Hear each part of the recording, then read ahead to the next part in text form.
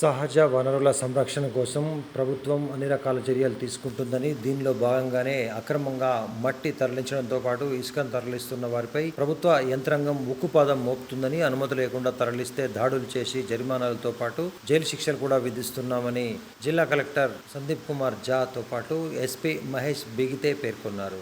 రాజన్న సిరిసిల్ల జిల్లా వ్యాప్తంగా అక్రమంగా మట్టి, ఇసుక రవాణా తరలిస్తున్న వాహనాలపై ఉక్కుపాదం మోపుతున్నారు.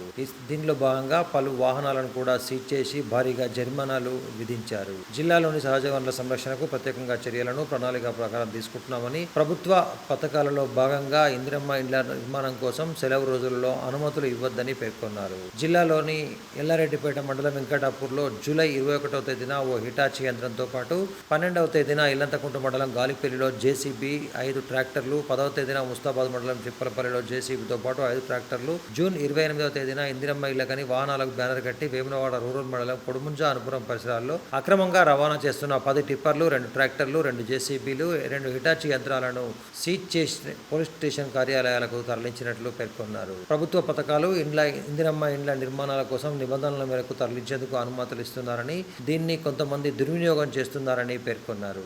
అనుమతి లేకుండా మొరం మట్టి తరలిస్తున్న 691 వాహనాలను మైనింగ్ శాఖ ఆధ్వర్యంలో సీజ్ చేసి 1,02,000 జరిమానా విధించామని, 6 మండలాలలో 4 వ్యక్తులకు 2,87,000 జరిమానా కూడా విధించినట్లు పేర్కొన్నారు.